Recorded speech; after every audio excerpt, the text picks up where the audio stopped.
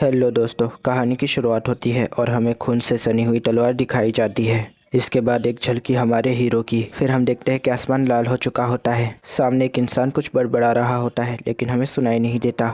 हम देखते हैं कि एक लड़की की लाश नीचे गिरी हुई होती है। हम देखते हैं कि कुछ लोग हमारे हीरो के आगे झुके हुए होते हैं और एक इंसान उन्हें तलवार दे रहा होता है। हम देखते हैं कि उसे ताज पहनाया जाता है और वो कहता है कि मैं एक राजा बना। वो एक पहाड़ी की चोटी पर होता है और उसके साथ कोई लड़ रहा होता है। देखते ही देखते वो उसे हरा देता है, फिर वो उसे ख़त्म कर देता है। हम देखते हैं कि बहुत सारे प्लेन्स उसके ऊपर से जाते हैं और अचानक से बहुत सारे बम शहर पे गिराने लगते हैं। हमें शहर में रहने वाले मर्द औरत और बच्चों की चीखों पुकार सुनाई जाती है। फिर उनकी लाशों की झलक दिखाई जाती है और तभी वो सिंहासन पे विराजमान होता है। वो कहता है, मैं हूँ सबसे ताकतवर राजा। फिर वो खिड़की के उस तरफ अपनी रियासत को देखता है और कहता है, यही हूँ मैं, सही कहा, मैं हूँ एक राजा। और वो बेहोश हो जाता है। हम देखते हैं कि वो गहरे पानी में डूब रहा होता है लेकिन तभी पानी घनी वादियों में बदल जाता है। एक सफ़ेद परिंदा उसके ऊपर से जाता है और उसका पंख उसके साथ ही गिर जाता है। एक आवाज़ आती है कि अब अपनी नई ज़िंदगी में जाओ, जाओ रोशनी की तरफ। और फिर रोशनी दिखाई जाती है। लड़की कहती है, देखो मुझे। लड़का कहता है कि इसके बाल तो बिल्कुल तुम पे गए हैं। फिर लड़की कहती है, इसकी आंखें बिल्कुल तुम्हारे जैसी है। तभी वो लड़का कहता है कि बेटा बोलो बोलो मुझे पापा, मेरा नाम है रायलैंड। तभी बच्चा कहता है कि ये लोग कौन है, मैं इन्हें नहीं जानता। फिर वो लड़की कहती है कि देखो मैं हूँ तुम्हारी मम्मा। तभी बच्चा कहता है कि ये लोग ये दावा कर रहे हैं कि ये मेरे माँ बाप है। अगर ये सच है तो इसका मतलब। और हमें उसकी लाश दिखाई जाती है और वो कहता है कि मेरा जन्म हुआ है। वो कहता है कि मुसलसल इतनी जंगें जीतने के बाद अब मैं एक ऐसे शरीर में हूँ जिस पर मेरा बिल्कुल इख्तियार नहीं। लड़की कहती है कि चलो चलो जल्दी से डकार लो। और वो डकार ले लेता है। वो कहता है, एलिस और रायलन ये मेरी देखभाल करते हैं। वो ऐसे दिखा रहे हैं जैसे कि मैं उनका बेटा हूँ, छोटा बेटा। खैर ये सच भी है। फिर हमें उसका डायपर पहना हुआ रूप नज़र आता है। वो कहता है कि मुझे अजीबियत का एहसास हो रहा है या शायद मैं डर रहा हूँ। तभी रायलैंड उसकी तरफ उंगली करता है और कहता है, आर्थर। तभी आर्थर उसकी उंगली पकड़ लेता है और वो कहता है कि देखो ये मुझसे कितने मोहब्बत करता है। तभी आर्थर कहता है कि ये तो बस एक रिएक्शन था। फिर वो हाथ पे मारने लगता है और कहता है कि मेरा ऐसा मेरे इख्तियार में बिल्कुल नहीं है और वो पू कर देता है। तभी उसकी माँ उसका डायपर चेंज करती है और आर्थर कहता है कि ये शरीर तो एक कैद है। आर्थर कहता है कि मुझे लगा मैं एक सपना देख रहा हूँ और मैं जल्द ही इस सपने से जाग जाऊंगा। लेकिन इन्हीं बीच हम देखते हैं कि रायलैंड अपनी माना की ताकत से पत्थर को तोड़ देता है, जिसको देखकर आर्थर चौंक जाता है। इसके ऊपर एक पत्थर का टुकड़ा उसके सर पे आके लगता है। तभी उसकी माँ उसे हील कर देती है।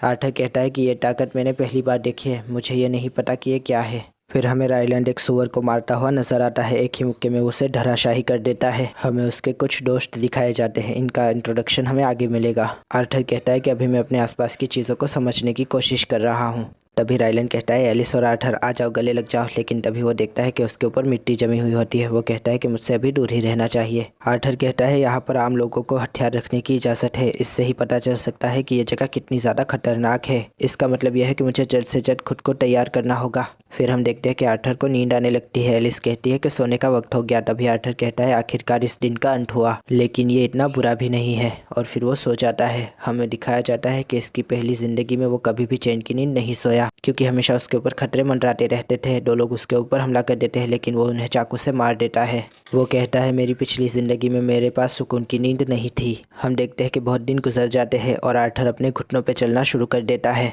उसकी माँ कहती है, देखना कहीं उसका सर न टकरा जाए। तभी उसका पिता कहता है कि हाँ बिल्कुल मैं देखूंगा।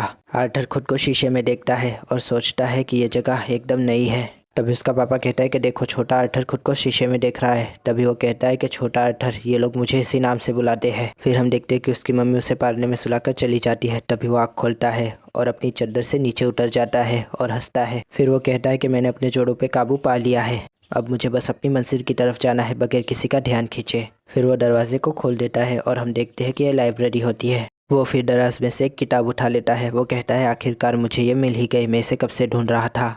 इसमें इस जहान की सारी इंफॉर्मेशन है। और इसके बाद वो किताब को पढ़ने लगता है। वो कहता है, जिस महाद्वीप पर मेरा जन्म हुआ है उसे डाइकेटन कहते हैं। यहाँ 3 रियासतें हैं।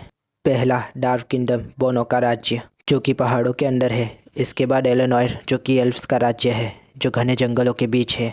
इसके बाद सेपिन, जहाँ पर मैं रहता हूँ, इंसानों का राज्य। यहाँ पर भी मोनार्की है, बस एक फ़र्क है कि यहाँ पर रियासत विरासत में मिलती है, जबकि मेरे यहाँ उसे कमाना पड़ता था। फिर हम देखते हैं कि वो एक और बड़ी किताब उठा के पढ़ने लगता है। वो कहता है कि यह जहान मेरे जहान से बहुत ज़्यादा पिछड़ा हुआ है। और इसकी सबसे बड़ी वजह यह है कि यहाँ पर टेक्नोलॉजी को नहीं बल्कि जादू को अहमियत दी जाती है और इसीलिए इसका विकास बहुत धीमा है। जादूगर कहते हैं कि जिस चीज़ से इस जगह को ताकत मिलती है उसे माना कहते हैं। किताब में लिखा हुआ होता है कि माना की ताकत इंसान को अपने विरसे में मिलती है और 100 में से एक इंसान ऐसा कर सकता है। तभी वो अपने पट्टे को खुजाने लगता है।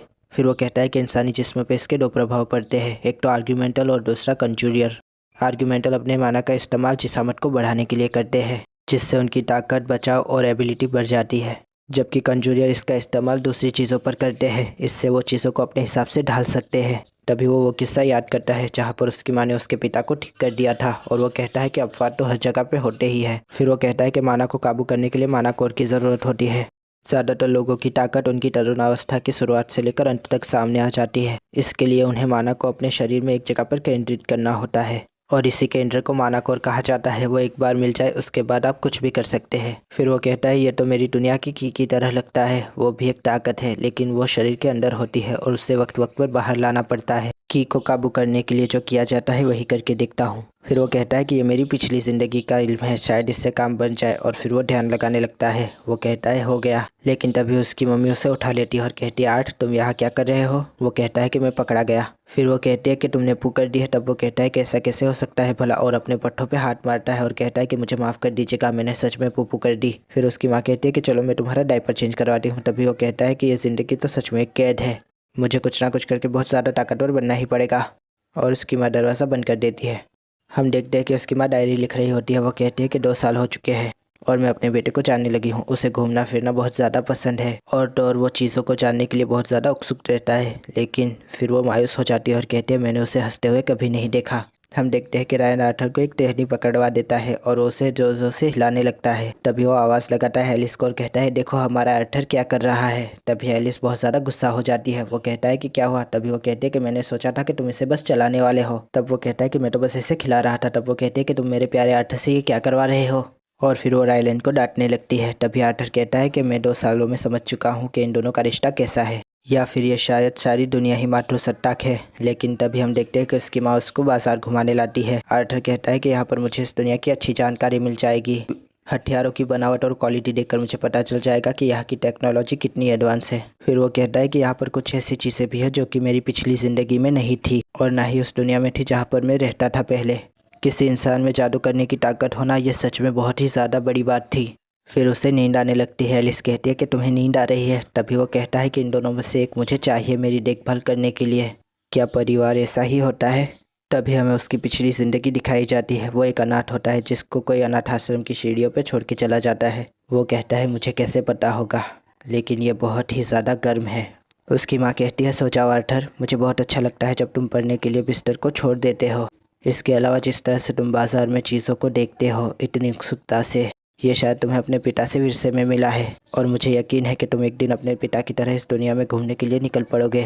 मैं चाहूँगी कि तुम एक पुरअमन ज़िंदगी गुजारो आर्थर। फिर हम देखते हैं कि आर्थर अपने पापा को माना का इस्तेमाल करते हुए देख रहा होता है। वो कहता है कि मैं बहुत ज़्यादा खुशनसीब हूँ कि मैं ये अपने सामने होते हुए देख रहा हूँ, मुझे उनके और करीब जाना चाहिए शायद। हम देखते हैं कि उसके पापा पहले पत्थरों को उठा देते हैं और फिर उसे गिरा देते हैं और फिर अपने बेटे की तरफ देखकर कहते हैं कि तुम्हें यह कैसा लगा? तभी आर्थर सोचता है इससे ज़्यादा जल्दी तो वो अपने हाथों से पत्थरों को हटा देते।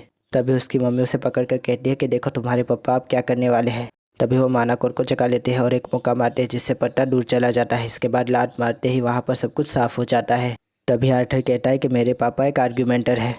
तभी वो कहता है कि मैं यहाँ पर बस खड़ा नहीं रह सकता। तभी उसकी मम्मी उसे उठा लेती है और कहती है कि नीनी का वक्त हो चुका है। उसकी मम्मी उसे सुलाने के लिए लेकर जाती है, लेकिन वो कुतुब को देखता है और कहता है कि मुझे वो चाहिए, लेकिन उसकी मम्मी कहती है कि नहीं अभी सोने का वक्त है। लेकिन तभी वो उसकी तरफ कातिल निगाहों से देखने लगता है, लेकिन तभी उसकी माँ कहती है कि नहीं बेटा नीनी का वक्त है। फिर वो अपनी निगाहों को और भी ज़्यादा कातिल कर देता है, जिस पर उसकी माँ कहती है कि नहीं अभी नीनी का वक्त है। लेकिन फिर वो आखिरकार ठक हार के उसे किताब दे ही देती है, जिस पर वो कहता है कि जीत मेरी हुई।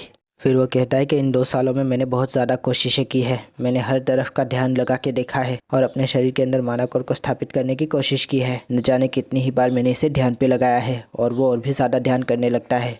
फिर वो कहता है कि एक जगह पे ध्यान केंद्रित करो।